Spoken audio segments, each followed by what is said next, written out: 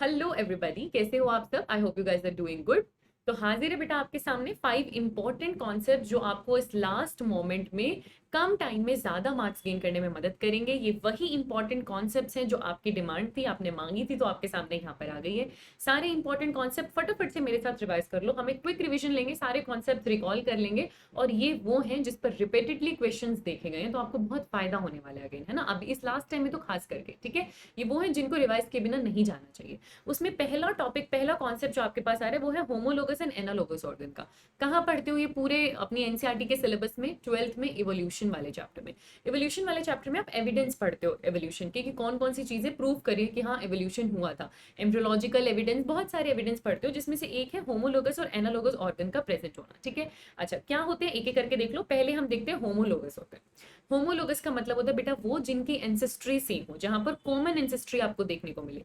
तो कुछ ऐसे ऑर्गन्स जिनकी एनाटॉमी सेम है, क्योंकि एंसेस्ट्री सेम थी तो अंदर से स्ट्रक्चर सेम है, एनाटॉमी सेम है। बट अब क्योंकि अलग अलग हैबिटेट में आ चुके हैं, तो अब इनके फंक्शन अलग हो चुके हैं। ये डिफरेंस प्लीज अच्छे से याद रखना। एंसेस्ट्री सेम है, एनाटॉमी सेम है, फंक्शन अलग हो चुके हैं, इन्हें हम बोलते हैं होमोलोगस ऑर्गन। अब देखो, एक ऑर्गेनिज्म था, एंसेस्ट्री सेम थी, एक एरिया में थे, डिफरेंट हैबिटेट में चले गए, फंक्शन अलग अलग हो गए, इसीलिए इसको बोलते हैं डाइवर्जेंट एवोल्यूशन। दूसरी इंपॉर्टेंट चीज जो क्वेश्चन बनता है वो यही, होमोलोगस ऑर्गन कौन से एवोल्यूशन को बताता है? डाइवर्जेंट एवोल्यूशन को बताता है। ये मैच द फॉलोइंग में भी आपके पास बहुत आता है। दूसरा जो क्वेश्चन बनता है बेटा वो एग्जाम्पल से बनता है, सीधा सीधा क्वेश्चन एग्जाम्पल से बनता है कि इनमें से कौन सा एग्जाम्पल होमोलोगस का है, इसमें से कौन सा एग्जाम्पल एनालोगस का है। तो होमोलोगस के एग्जाम्पल में आपके पास क्या आ रहा है? Four limb of whales, bats, cheetah and human, ये सारे आपके पास मैमल्स हैं। इन सब का अगर आप फोर लिम्ब निकाल के देखोगे, आपको वही ह्यूमरस, वही रेडियस, अल्ना, कार्पल, मेटाकार्पल दिखेगा। इंटरनल एनाटॉमी बिल्कुल सेम, पर फंक्शन अलग। कहीं ये स्विमिंग में मदद कर रहा है, कहीं फ्लाइंग में मदद कर रहा है, कहीं रनिंग में मदद कर रहा है, और हमारे हैंड्स के तो बहुत सारे फंक्शंस होते हैं। तो वही चीज हो गई, ancestry same, anatomy same, function अलग। एग्जाम्पल वर्टिब्रेट्स के हार्ट्स और ब्रेन अगर आप देखोगे, एंसेस्ट्री एनाटॉमी अंदर से सेम है, फंक्शन अलग अलग है। जिस लेवल का फंक्शन वो परफॉर्म कर सकते हैं वो अलग अलग है, बट एंसेस्ट्री सेम है। फिर आप देखो thorns and tendrils of bougainvillea and cucurbita. ये बहुत रिपीटेड क्वेश्चन है, ये बहुत रिपीटेड क्वेश्चन है। ये प्लांट का एग्जाम्पल है होमोलोगस ऑर्गन का। अगर मैं थोन्स और टेंड्रिल्स की बात करूं बेटा, थोन्स इन बोगनविलिया, कुकरबिटा में टेंड्रिल्स, ये दोनों एक्सिलरी बर्ड की मॉडिफिकेशन। तो एनाटॉमी तो सेम है, दोनों एक्सिलरी बर्ड से बने, पर एक थोन बन गया, कंडा बन गया, डिफेंस में मदद कर रहा है, दूसरा टेंड्रिल बन गया, क्लाइंबिंग में मदद कर रहा है। तो फंक्शन अलग हो गया, बट एंसेस्ट्री दोनों की सेम थी। तो ये तीन मेजर आपके पास एग्जाम्पल्स हैं, याद रखना। कॉमन एंसेस्ट्री होती है, याद रखना, और ये आपको डाइवर्जेंट एवोल्यूशन के बारे में बताते हैं, ये बात याद रखना। फिर आपके पास आते हैं क्या? Analogous organ. अब जस्ट अपोजिट हो जाएगा, एंसेस्ट्री सेम नहीं है, एनाटॉमी सेम नहीं है, ना एंसेस्ट्री सेम है, ना एनाटॉमिकल स्ट्रक्चर सेम है, पर फंक्शन अब सिमिलर हो गए। फंक्शन अब सिमिलर हो गए। और ऐसा क्यों हुआ होगा?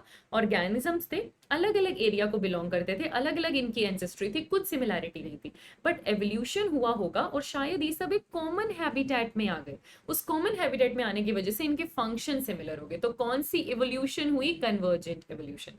तो क्वेश्चन देखो, एनाटॉमी सेम नहीं है, एंसेस्ट्री सेम नहीं है, फंक्शन सेम है। एवोल्यूशन कौन सा? Convergent evolution. ट्रिक क्या है? एसी।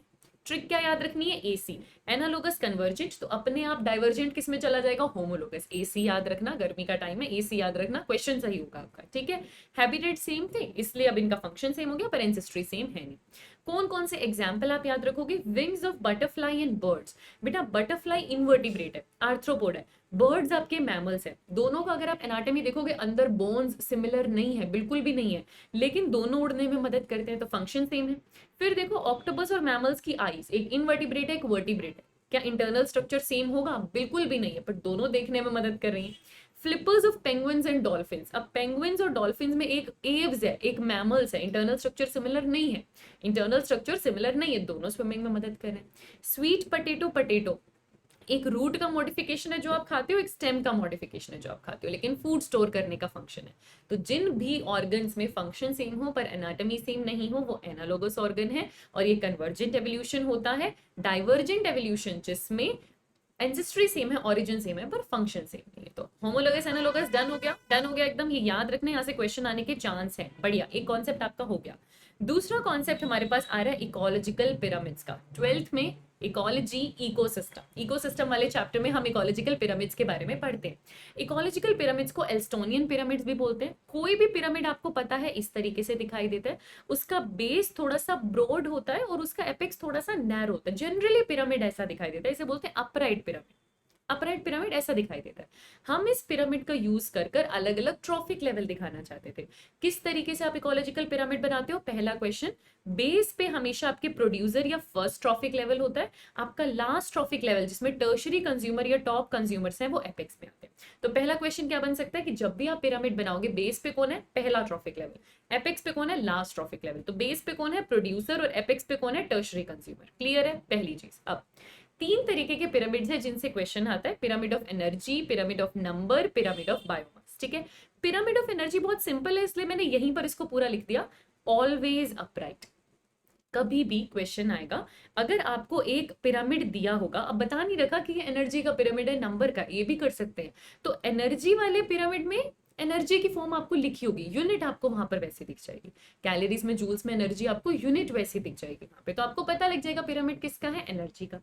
एनर्जी का पिरामिड हमेशा कैसा होता है? अपराइट। और क्यों होता है हमेशा अपराइट? यहां पर लगता है 10% लिनमैन का एनर्जी लो, जिन्होंने बताया था जब एक ट्रॉफिक लेवल से दूसरे ट्रॉफिक लेवल पर जाते हो तो सिर्फ 10% एनर्जी ट्रांसफर होती है, 90% तो लॉस हो जाती है, उड़ जाती है हवा में। तो हर बार जब इतनी एनर्जी का नुकसान हो रहा है तो नेक्स्ट ट्रॉफिक लेवल पर तो एनर्जी कम ही होती जाएगी, कम ही होती जाएगी, तो पिरामिड ऊपर जाते जाते नैरो होता जाएगा और आपको अपराइट पिरामिड मिलेगा। तो टेंशन नहीं, एनर्जी में तो हमेशा अपराइट, कोई टेंशन नहीं। अब हम पहले नंबर देख लेते हैं। नंबर का पिरामिड जब भी आपके सामने आएगा तो नंबर्स दिए होंगे, जैसे 10,000 है ना, 5,000, इस तरीके से नंबर दिए होंगे, आपको पता चल जाएगा पिरामिड नंबर का। आपके पास तीन मेन इकोसिस्टम है जिससे क्वेश्चन आता है, तीन मेन इकोसिस्टम है आपके पास। ग्रासलैंड, इसको टेरेस्ट्रियल भी बोलते हैं, ग्रासलैंड इसी को टेरेस्ट्रियल भी बोलते हैं। चाहे टेरेस्ट्रियल इकोसिस्टम पूछा जाए चाहे ग्रासलैंड इकोसिस्टम पूछा जाए, एक ही बात है। अब ये वो हो गया जो आपका जंगल है, जो आपका फॉरेस्ट है, जिसके अंदर आपको पता है बहुत सारे हर्ब, श्रब्स, ट्रीज हैं, प्रोड्यूसर्स हैं, उनको खाने वाले हर्बीवर हैं, उनको खाने वाले कार्निवर हैं। तो जितने ज्यादा प्रोड्यूसर्स हैं उससे कम हर्बीवर, उससे कम कार्निवर, तो कैसा मिलेगा आपको? पिरामिड अपराइट मिलेगा। एक्वेटिक इकोसिस्टम की मैं बात करूं तो सबसे पहले खाना बनाने वाले फाइटोप्लैंक्टन्स हैं, उनको खाने वाले जू प्लैंक्टन है, उनको खाने वाली स्मॉल फिश है, उसको खाने वाली लार्ज फिश है। तो जितने ज्यादा फाइटोप्लैंक्टन है उससे तो कम होंगे जू प्लैंक्टन, उससे कम होंगी स्मॉल फिश, उससे कम होंगी लार्ज फिश, तो नंबर होता जाएगा कम, इसलिए ये भी कैसा होता है? अपराइट। थोड़ा सा ट्विस्ट कहाँ आता है? Tree ecosystem. ट्री इकोसिस्टम क्या होगा बेटा? एक ट्री है आपका, मान लेते हैं, उस ट्री पे कोई 5-7 छोटी छोटी चिड़िया बैठ गई, क्योंकि अच्छा बेर लगा हुआ था, खा रही थी, छोटी छोटी चिड़िया बैठ गई, मान लो 5 से 7 बैठ गई, मान लेते हैं 5 से 7 बैठ गई। उसके ऊपर कोई वल्चर, कोई ईगल आ गई उसको खाने वाली है, वो तो एक या दो ही आएगी ना। एक पेड़, उस पे 5 से 7 चिड़िया बैठी, उसको खाने के लिए ऊपर 2 या 3 या एक ही वल्चर आ गई, तो आपको कुछ ऐसा सा पिरामिड दिखेगा जिसको बोलते हैं स्पिंडल शेप। तो नंबर पिरामिड ट्री में कैसा दिखता है? Spindle shape. ट्री में अगर कोई आपको स्पेसिफिक बोल दे पैरासिटिक फूड चेन चल रही है, पैरासिटिक मतलब जैसे एक पेड़ पे बहुत टिड्डे आके बैठ गए, एक कोई क्रॉप थी उस पर बहुत सारे टिड्डे आकर बैठ गए, या एक पेड़ पर बहुत सारे कोई और इंसेक्ट आकर बैठ गया, कोई बीटल आकर बैठ गई बहुत सारी, है ना। तो अब उस केस में इन्वर्टेड पिरामिड आपको देखने को मिलेगा, ट्री एक है और ऊपर बैठने वाले बहुत सारे। ठीक है, तो देखो ग्रासलैंड सिंपल अपराइट है, एक्वेटिक सिंपल है अपराइट है, ट्री में आपको या तो स्पिंडल मिलेगा, पैरासिटिक है तो इन्वर्टेड। तो नंबर वाले केस में थोड़ा बहुत ट्विस्ट आ रहा है तो ट्री में आ रहा है। ठीक है, फिर आपके पास क्या आता है? बायोमास। बायोमास में ट्विस्ट आता है, एक्वेटिक में ये PYQ है, ये क्वेश्चन आया हुआ है, ये आपको पता होना चाहिए। देखो ग्रासलैंड इकोसिस्टम में प्रोड्यूसर जितना बायोमास बनाएगा, अभी बायोमास आपको कैसे दिया होगा? किलोग्राम पर मीटर क्यूब, इस यूनिट में दिया होगा। किस यूनिट में दिया होगा? जैसे अगर आप NCERT देखोगे, किलोग्राम पर मीटर क्यूब, पर स्क्वायर पर मीटर क्यूब के एरिया में कितना बायोमास बन रहा है। ठीक है, अब देखो अगर ग्रासलैंड इकोसिस्टम की बात करोगे, जितने प्रोड्यूसर्स बनाएंगे बायोमास उससे तो कम हर्बीवर और कार्निवर बनाएंगे, तो अपराइट है। ट्री में भी अगर आप देख लो, जितना पेड़ का बायोमास है उससे तो कम चिड़ियों का बायोमास होगा, तो अपराइट है। लेकिन आपके एक्वेटिक इकोसिस्टम में बेटा फाइटोप्लैंक्टन बहुत सारे नंबर में होने के बावजूद भी उनका कितना की बायोमास होगा? उससे ज्यादा biomass small fish large fish का होगा। तो एक्वेटिक इकोसिस्टम इंपॉर्टेंट होता है। फिर से रिवाइज कर लो क्योंकि ये इंपॉर्टेंट है। एनर्जी हमेशा अपराइट, कोई टेंशन नहीं। नंबर में ग्रासलैंड भी एक्वेटिक भी दोनों अपराइट। ट्री में हमें मिलेगा स्पिंडल, पैरासिटिक कम ही आता है, आप स्पिंडल याद कर सकते हो। ठीक है, फिर आए हम बायोमास में, तो हमारा ग्रासलैंड हो, टेरेस्ट्रियल हो या ट्री हो, अपराइट होता है, एक्वेटिक इन्वर्टेड है। क्लियर? दूसरा टॉपिक भी हमने यहाँ पर कर लिया। तीसरा टॉपिक जो आपको सर ने बोला था जो इंपॉर्टेंट है, हम जानते हैं क्या है हमारे पास, जिसमें हमें ये सारी चीजें डिस्कस करनी है बायोटेक्नोलॉजी एंड इट्स एप्लीकेशन की, जिसमें हमने पढ़ा था कि जेनेटिकली इंजीनियर्ड इंसुलिन कैसे बनाते हैं, एडीए डेफिशिएंसी है तो उसे कैसे ट्रीट करोगे, बीटी कॉटन कैसे बनाया है हमने, है ना, निमेटोड से रेजिस्टेंट हमको बनाना था हमारे टबैको प्लांट को, तो हमने कैसे किया, कुछ कुछ चीजें डायरेक्ट क्वेश्चन है, किस चीज पे आता है मैं बता देती हूँ। सबसे पहली चीज फटाफट से इंसुलिन देख लो मेरे साथ। अब क्या है इंसुलिन, आपको पता है ह्यूमंस को देना पड़ता है। अगर डायबिटीज मेलाइटिस है किसी को, उनकी बॉडी में इंसुलिन नहीं बन रहा, देना पड़ेगा, इंसुलिन का इंजेक्शन लगाना पड़ेगा। पहले हम क्या करते थे, कैटल्स और पिग मारते थे, स्लॉटर करते थे, उनसे इंसुलिन निकालते थे और दे देते थे। पर किसी एनिमल का इंसुलिन जब हमारे ह्यूमन की बॉडी में जाता था, बहुत लोगों को एलर्जी हो जाती थी, तो ये लॉन्ग टर्म चीज नहीं थी। तो क्या करें भाई, जेनेटिकली इंजीनियर्ड इंसुलिन बना के देखते हैं। चलो बना के देखते हैं। दिक्कत क्या हुई, हमारे अंदर जो डीएनए है, जो इंसुलिन बनाने वाला जीन है, वो एक्चुअली पहले प्रो इंसुलिन बनाता है। उस प्रो इंसुलिन में 3 चेन होती है, ए चेन होती है, बी चेन होती है, सी चेन होती है। अब इस ए और बी चेन को डाइसल्फाइड बॉन्ड से ज्वाइन करना होता है, और जब ये प्रो इंसुलिन मैच्योर होता है तो सी चेन को हट जाना होता है। सी चेन यहाँ से हट जाती है और सिर्फ ए और बी आपस में डाइसल्फाइड बॉन्ड से जुड़े होते हैं। ये काम होता है आरएनए बनने के बाद, पोस्ट ट्रांसक्रिप्शन में होता है। अब मैंने अगर ये जीन किसी इकोलाई में डाल दिया, हमारा जीन जो हमको इंसुलिन बना के दे दे, बट इकोलाई में तो इंट्रोन हटते ही नहीं, उनमें तो स्प्लाइसिंग होती ही नहीं, तो ये प्रो इंसुलिन मैच्योर नहीं हो पा रहा था। ये बहुत बड़ी दिक्कत की बात थी। तो हमने क्या किया, क्वेश्चन क्या आता है कि फिर जेनेटिकली इंजीनियर्ड इंसुलिन किसने बनाया। तो 1983 ईयर वेरी इंपॉर्टेंट, 1983 में एक इली लिली करके कंपनी थी।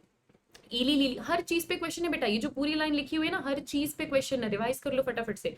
1983 किसने बनाया, कंपनी का नाम इली लिली। इली लिली कौन सी कंपनी थी, अमेरिकन कंपनी थी। उन्होंने कौन सा आपका वेक्टर यूज किया, उन्होंने इकोलाई यूज किया था। इकोलाई में उन्होंने क्या किया, पहले ए का जीन अलग डाला, बी चेन का जीन अलग डाला, और सेपरेटली उन्होंने ए चेन निकलवाई उस इकोलाई से, बी चेन निकलवाई, और बाहर उन दोनों के बीच में डाइसल्फाइड बॉन्ड डाल दिया। तो इन्होंने पहला जेनेटिकली इंजीनियर्ड इंसुलिन बनाया था, जिसे आप ह्यूमलिन बोलते हो, जिसे आप ह्यूमलिन बोलते हो। क्या बोलते हैं, ह्यूमलिन बोलते हैं। ठीक है, तो क्या क्या क्वेश्चन आ सकता है, इली लिली पे आ सकता है, 1983 पे आ सकता है। मेच्योर इंसुलिन में कौन सी पेप्टाइड नहीं होती, इस पे बहुत क्वेश्चन आता है। तो मेच्योर इंसुलिन में सी पेप्टाइड नहीं होती। वेक्टर कौन सा यूज किया था, इकोलाई। सारे क्वेश्चन समझ में आगे जो आ सकते हैं। अच्छा, एक और क्वेश्चन, ए और बी चेन के बीच में कौन सा बॉन्ड, डाइसल्फाइड। डन है। फिर आया एडीए। एडीए क्या है, एक जीन है जो एक एंजाइम बनाता है। एंजाइम का क्या नाम है, एडिनोसिन डी अमाइनेज। ठीक है, देखो सुनो, एंजाइम का क्या नाम है, एडिनोसिन डी अमाइनेज। ये जो एंजाइम है ये बहुत जरूरी है। क्यों जरूरी है, ये आपके इम्यून सिस्टम को एक्टिवेट, इम्यून सिस्टम की फंक्शनिंग के लिए जरूरी है, ऐसे समझो। ठीक है, अच्छा, आपको, मेरे को, हम सबको ये जीन चाहिए, तो ये जीन होगा तभी एंजाइम बनेगा। कुछ लोगों में ये जीन जो ये वाला एंजाइम बना पाता, वो डिलीट हो गया। इसका पहला केस हमें एक 4 साल की बच्ची में मिला था 1990 में। क्वेश्चन यहाँ से आता है, हर एक चीज जो मैंने इस पेज पे लिखी है ना, शॉर्ट नोट्स में आपके लिए लाई हूँ, हर चीज पे क्वेश्चन है। 1983, 1990 ईयर पर भी क्वेश्चन है। 1990 में 4 साल की लड़की थी, जीन था नहीं, जीन था नहीं तो एंजाइम बनता नहीं था, उसका इम्यून सिस्टम बहुत वीक था, तो उसको पहली बार जीन थेरेपी से ट्रीट किया गया था। क्या करते हैं जीन थेरेपी में, जो भी इन्फेक्टेड पेशेंट है उनके लिम्फोसाइट लो, उनके डब्ल्यूबीसी लो, क्योंकि इम्यून सिस्टम में तो डालना है ना आपको ये वाला जीनी वाला एंजाइम। तो हमने क्या किया, उनके लिम्फोसाइट्स लिए, लिम्फोसाइट्स को किया कल्चर। अब डीएनए कैसे डाले, तो हमने ये जीन बनाने, ये एंजाइम बनाने वाला जीन रेट्रोवायरस में डाला। रेट्रोवायरस के पास तो आरएनए होता है ना, तो हमने आरएनए डाला, उस आरएनए से कॉम्प्लीमेंट्री डीएनए बना। वो कॉम्प्लीमेंट्री डीएनए लिम्फोसाइट में गया, और उसने लिम्फोसाइट में फिर उस डीएनए ने आपका एंजाइम बनाया। लेकिन लिम्फोसाइट क्या मरते नहीं, ये तो मर जाते हैं, इनका तो एक लाइफ स्पैन होता है छोटा सा 3-4 डेज का। अब ये तो आपके ऐसा नहीं है कि अमर है, इमॉर्टल है, ये तो मर जाएंगे। तो कुछ टाइम बाद ये बेचारे लिम्फोसाइट मर जाते थे, फिर से सेम की सेम दिक्कत। तो हर छोटे छोटे पीरियड में आपको इंजेक्शंस डालना पड़ेगा, पीरियोडिक इन्फ्यूजन करना पड़ेगा। ठीक है, लेकिन अगर आपका बच्चा अभी एम्ब्रियोनिक स्टेज में ही है और आपको पता चल गया कि उसको ये डिसीज है, उस टाइम आप उसके बोन मैरो के सेल्स लो, क्योंकि वो स्टेम सेल है ना, आप उसके बोन मैरो के सेल लो और उनमें आप ये रेट्रोवायरस से ये जीन डाल दो। अब क्या होगा, अब ये आपका परमानेंट क्योर है। अब बार बार कुछ इन्फ्यूजन नहीं करना पड़ेगा, अपने आप सेल डिवाइड करेंगे और एंजाइम बनता जाएगा। तो पहली बार gene therapy 1990, 4 year old girl, adenosine deaminase, इन तीनों चीजों पर क्वेश्चन आता है। और अगर आप इसको एम्ब्रियोनिक स्टेज में कर दो तो ये परमानेंट क्योर है, इस पे क्वेश्चन आता है। ठीक है, तो हमने जीन थेरेपी कर लिया, हमने इंसुलिन कर लिया। तीसरी चीज जो हमें इस चैप्टर में करनी है बायोटेक्नोलॉजी एंड एप्लीकेशन, वो है बीटी कॉटन। अभी आप सबको पता है कहां से क्वेश्चन आता है, इसको रिवाइज करो। बीटी क्या है? Bacillus thuringiensis. बेसिलस थुरिनजेनेसिस कौन है? बैक्टीरिया है। कौन है? बैक्टीरिया है। इस बैक्टीरिया के अंदर एक जीन था, जीन का नाम था क्राइजीन, है ना, जीन का नाम था क्राइजीन।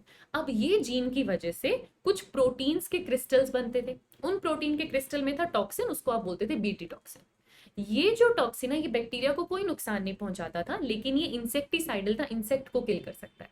और एकदम स्पेसिफिक भी है, कौन सा जीन कौन सा ऐसा टॉक्सिन बनाएगा वो स्पेसिफिक इंसेक्ट को ही किल करेगा। तो ये बहुत स्पीशीज स्पेसिफिक होता है, ये बहुत ज्यादा स्पीशीज स्पेसिफिक होता है कि कौन सा लेपिडोप्टेरिन्स को मारेगा, कौन सा डिप्टेरिन्स को मारेगा, वो एकदम फिक्स होता है। ठीक है, तो बढ़िया, ये तो सुपर पावर है हमारे बैक्टीरिया के पास। कौन से बैक्टीरिया के पास? बेसिलस thuringiensis के पास। ये जो टॉक्सिन होता है बेटा बैक्टीरिया के अंदर, ये बैक्टीरिया को नुकसान क्यों नहीं पहुंचाता? क्योंकि ये प्रोटॉक्सिन है और इनएक्टिव है। लेकिन जैसे ही ये टॉक्सिन किस में जाएगा? इंसेक्ट में जाएगा। इंसेक्ट की बॉडी में एल्कलाइन पीएच है, उसके गट में एल्कलाइन पीएच है। एल्कलाइन पीएच में आते ही जो बाहर का क्रिस्टल है, ये सोल्यूबलाइज हो जाता है, अंदर से टॉक्सिन एक्टिवेट हो जाता है। टॉक्सिन के एक्टिवेट होने से ये कहां पर जाकर जुड़ता है? मिडगट के एपिथेलियल सेल से। उनमें क्या करता है? पोर्स। पोर्स करने से पानी आता है अंदर, होती है स्वेलिंग, स्वेलिंग होती है, धूम पटाश टक, पटाखा बज जाता है एकदम। इंसेक्ट की वहीं हो जाती है डेथ, लाइसिस, खत्म, टाटा बाय बाय, हो गया, फिनिश, डन। ये होता है आपके इंसेक्ट के साथ। तो बैक्टीरिया को नुकसान पहुंचा? नहीं। इंसेक्ट मर गया? मर गया। क्यों? क्वेश्चन इस पे भी आया, इस सीक्वेंस पर भी क्वेश्चन आया कि पहले टॉक्सिन बैक्टीरिया के अंदर एक्टिव क्यों नहीं था? क्योंकि वो प्रोटॉक्सिन था। इंसेक्ट के अंदर एक्टिव क्यों था? क्योंकि एल्कलाइन पीएच था। हर एक लाइन पे क्वेश्चन है बेटा, एल्कलाइन पीएच था। अच्छा, इंसेक्ट की डेथ हुई कैसे? स्वेलिंग होकर हुई, फिर लाइसिस हुई क्योंकि पोर्स क्रिएट हुए थे। किससे जाकर बाइंड किया था? मिडगट के एपिथेलियम पे। हर चीज पे क्वेश्चन है, ठीक है। अब हमें पता था कि इससे इंसेक्ट की डेथ होती है, तो हमने क्या किया? बैक्टीरिया से जीन निकाला और किसमें डाल दिया? कॉटन में, और हमें क्या मिल गया? BT cotton. तो कहां कहां से क्वेश्चन आते हैं आपको पता चल गया। एक और चीज जहां से क्वेश्चन आता है वो है ये, हमने बताया था स्पेसिफिक जीन स्पेसिफिक इंसेक्ट को मारता है। तो क्राई 1AC और क्राई 2AB से कॉटन बॉलवर्म्स की डेथ होती है, क्राई 1AB से कॉर्न बोरर की डेथ होती है। ये तो आने के पूरे पूरे चांसेस है। अगर यहां से आया तो इस चीज पर मैच द फॉलोइंग आ जाती है आपके पास। याद रखना, 1AC 2AB कॉटन बॉलवर्म है, 1AB कॉर्न बोरर है ना, 1AB कॉर्न बोरर है। ठीक है, इस तरीके से आप इसको याद कर लेना। देखो, डबल से 2 याद कर सकते हो, ऐसे याद कर सकते हो। AC से कॉटन याद कर सकते हो कि कॉटन का हमें को छोड़ना पड़ेगा, ठंड लगेगी, कुछ भी ऐसे कर कर याद कर सकते हो कि AC वाला तो कॉटन में आएगा ही आएगा। और ये 2AB आ रहा है तो ये 2 वाला बॉलवर्म है, और ये आपके पास कॉर्न बोरर है। हो गया रिविजन, आ गया लास्ट टाइम आपके पास। फिर एक और चीज जो इस एप्लीकेशन में थी वो थी निमेटोड। निमेटोड कौन है? एनिमल किंगडम में पढ़े हमने निमेटोडा, क्या होते हैं? पैरासाइट है। यहां हमने स्पेसिफिक पैरासाइट पढ़ा, नाम क्या था? मिलियोडिजाइन इनकोग्निशन। ये क्या कर रहा था? टबैको प्लांट की रूट में जाकर उसको खत्म कर दे रहा था, ईल्ड खत्म कर दे रहा था।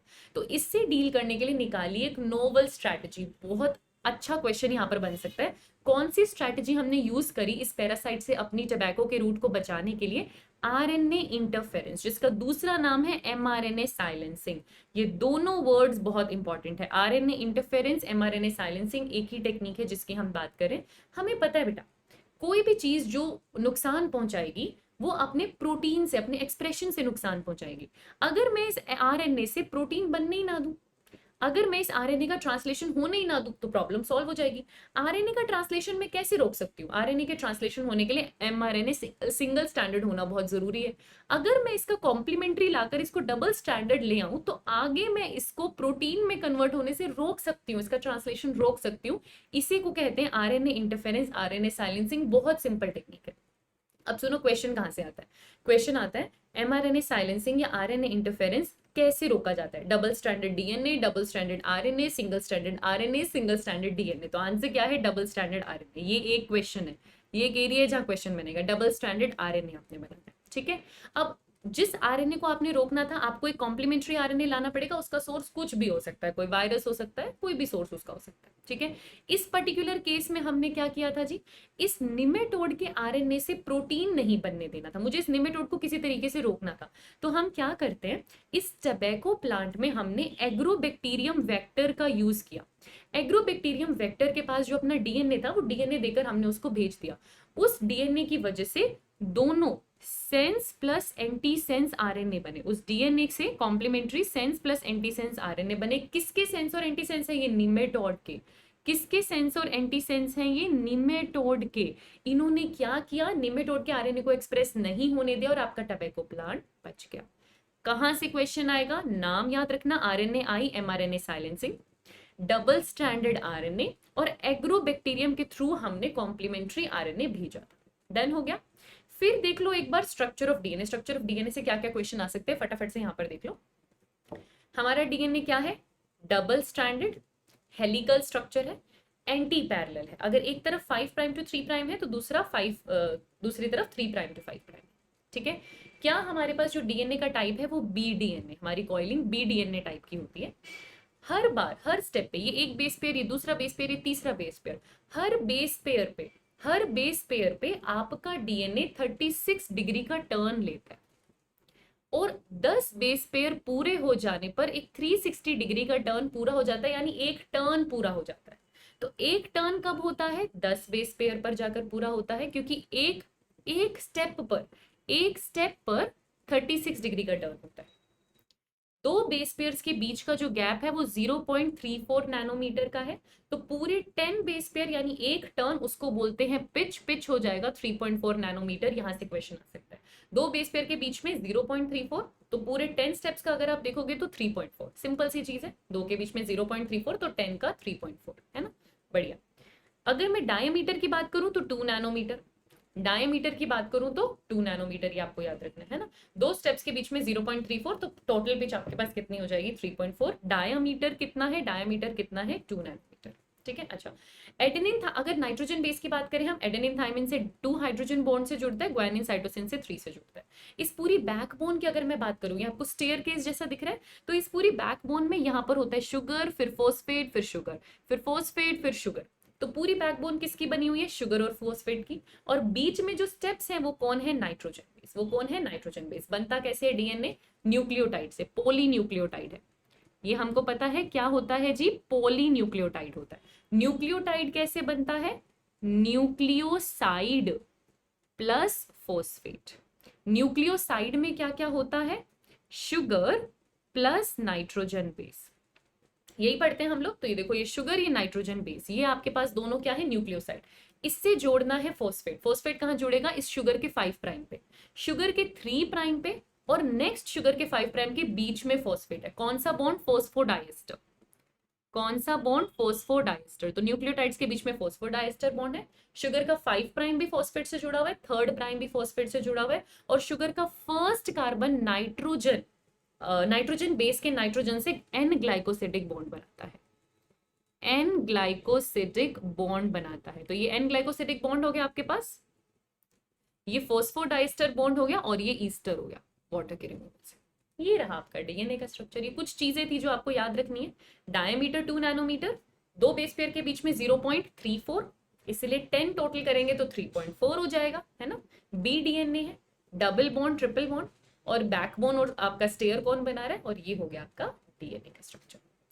फिर आ रहा है एकदम लास्ट टॉपिक, और बहुत इंपॉर्टेंट टॉपिक, मतलब ये तो मैं गारंटी 99% ले सकती हूँ कि क्वेश्चन आपको जॉइंट का इस बार मिलेगा ही मिलेगा। आप पीवाईक्यू उठाकर देखो बेटा 2013 से, ठीक है। 13 में क्वेश्चन था, 14 में क्वेश्चन था, 15 में था, फिर 16 में नहीं था, 17 में था, 18 में नहीं था, 19 में था, 20 में नहीं था, 21 में था, 22 में डायरेक्ट नहीं था, अब 23 में पक्का आएगा। पक्का पक्का पक्का 23 में you can expect a question from joint. बहुत इंपॉर्टेंट है ये, बहुत सिंपल क्वेश्चन आया और हर बार आया। जॉइंट्स होते क्या है? जहां पर दो बोन्स ज्वाइन करती है ना, तो दो बोन्स के बीच का जो कॉन्टैक्ट है, या बोन और कार्टिलेज वहां पर प्रेजेंट हो सकता है, तो जो कॉन्टैक्ट है उससे आप जॉइंट बोलते हो। 3 तरीके के जॉइंट आपके सिलेबस में आते हैं, फाइब्रस है, साइनोवियल है, और कार्टिलेजिनस है। सबके बारे में देख लो। फाइब्रस जॉइंट आपका वो जॉइंट है जब दो बोन्स के बीच में फाइब्रस कनेक्टिव टिश्यू है, कार्टिलेज नहीं है। ऐसा मत सोचना नाम फाइब्रस है तो फाइब्रो कार्टिलेज होगा बीच में, नहीं, वो कार्टिलेजिनियस जॉइंट होता है। फाइब्रस जॉइंट में बीच में बस फाइब्रस कनेक्टिव टिश्यू है। इस जॉइंट में जीरो मूवमेंट, कोई मूवमेंट नहीं है। आपकी जो क्रेनियम की 8 बोन्स है, फ्रंटल है, पेराइटल है, टेम्पोरल है, ऑसिपिटल है, आपस में जहां जुड़ती हैं उनके बीच में फाइब्रस कनेक्टिव टिश्यू है। क्या मैं एक बोन को आगे एक बोन को पीछे मूव कर सकती हूँ? कभी देखना, क्या ये बोन इधर हो जाए, ये बोन इधर हो जाए, ऐसा होता है? नहीं होता, जीरो मूवमेंट। तो ब्रेन की जब क्रेनियम की बोन्स जुड़ती हैं, जहां सचर्स बनते हैं, वहां फाइब्रस जॉइंट होता है। दूसरा जॉइंट होता है आपके पास कार्टिलेजिनियस जॉइंट। कार्टिलेजिनियस जॉइंट मतलब दोनों बोन्स के बीच में कार्टिलेज है। अब वो कार्टिलेज वाइट फाइब्रस कार्टिलेज हो सकता है, इलास्टिक कार्टिलेज हो सकता है, ज्यादातर वाइट फाइब्रस कार्टिलेज हमने देखा है कार्टिलेजिनियस जॉइंट में। ये जीरो मूवमेंट नहीं but come movement, limited movement देता है। जैसे आपके वर्टिब्रल कॉलम में वर्टिब्रीज है, बोन्स है, उनके बीच में क्या है, वाइट फाइब्रस कार्टिलेज है, थोड़ी बहुत मूवमेंट देता है। राइट और लेफ्ट प्यूबिक आप हाफ देखोगे, एक राइट हाफ होता है एक लेफ्ट हाफ होता है, उनके बीच में आपको फाइब्रो कार्टिलेज देखने को मिलेगा। ठीक है, तो ये आ गया आपके पास कार्टिलेजिनियस जॉइंट। फिर आ रहा है आपके पास साइनोवियल जॉइंट। फिर आ रहा है आपके पास साइनोवियल जॉइंट। साइनोवियल जॉइंट से सबसे ज्यादा क्वेश्चंस आपको देखने को मिलेंगे। ठीक है, साइनोवियल जॉइंट में सबसे ज्यादा क्वेश्चंस आपको देखने को मिलेंगे। दो बोन्स के बीच में एक फ्लूइड फिल्ड कैविटी है जिसको आप साइनोवियल कैविटी बोलते हो, जिसके बीच में जो जॉइंट है उसे आप साइनोवियल जॉइंट बोलते हो। तो दो बोन्स के बीच में ये क्वेश्चन आया हुआ है, जॉइंट किसके बीच में है, दो बोन्स के बीच में फ्लूइड फिल्ड कैविटी है जिसको हम साइनोवियल कैविटी कहते हैं, इसको आप साइनोवियल जॉइंट बोलते हो। अच्छा खासा कंसिडरेबल अमाउंट में मैक्सिमम मूवमेंट यही वाला जॉइंट देता है। जो भी आपकी मूवमेंट है, पैर चल रहे हैं, हाथ चल रहे हैं ना, तो सारा लोकोमोशन और मूवमेंट इसी जॉइंट की वजह से है। फेमस 5 जॉइंट्स इसके अंदर है जो मैच द फॉलोइंग में कई बार आए हुए हैं। सबसे पहला आपके पास है ball and socket joint. Ball and socket joint किसमें है, ये आपकी ह्यूमरस और पेक्टोरल गर्डल और आपकी थाई बोन, फीमर और आपके पेल्विक गर्डल में। ये जॉइंट 360 डिग्री मूवमेंट देता है बेटा, जैसे सॉकेट है और सॉकेट में बॉल घुसी हो जैसे, उस तरीके से, इसलिए इसको बॉल एंड सॉकेट जॉइंट बोलते हैं। आपका हाथ देखो तो पूरा 360 डिग्री घुमा सकते हो, कभी भी अपना हाथ देखना पूरा 360 डिग्री घुमा सकते हो, this is ball and socket joint. फिर है आपके पास हिंज जॉइंट। हिंज मतलब जैसे दरवाजे पर हिंज लगी होती है, मान लो ये कोई गेट है, ठीक है, अब ये गेट ऐसे खुलेगा, ऐसे बंद हो जाएगा, ऐसे खुलेगा, ऐसे बंद हो जाएगा। यहां आने के बाद ये गेट इससे पीछे नहीं जा सकता, कभी अपनी एल्बो देखना इससे पीछे नहीं जा सकती, आगे आएगी एक ही डायरेक्शन में पर पीछे नहीं जाएगी, इसको बोलते हैं हिंज जॉइंट। एक ही डायरेक्शन में मूवमेंट देता है आपको। इसमें आपकी नी का जॉइंट भी आता है और आपकी एल्बो का जॉइंट भी आता है। फिर आता है पिवट जॉइंट। पिवट जॉइंट होता है जो नॉडिंग मूवमेंट आपको देता है। इसके आपको बोल सकते हैं एटलस और एक्सिस के बीच में, या आपको बोल सकते हैं फर्स्ट एंड सेकंड वर्टिब्री के बीच में। ये क्वेश्चन आया हुआ है, first and second vertebrae atlas और एक्सिस के बीच में पिवट जॉइंट है, नॉडिंग मूवमेंट आपको देता है। Saddle joint. Saddle joint specifically carpal and metacarpal of thumb, ये जो आपकी मूवमेंट है सैडल वाली, carpal and metacarpal of thumb special movement saddle joint.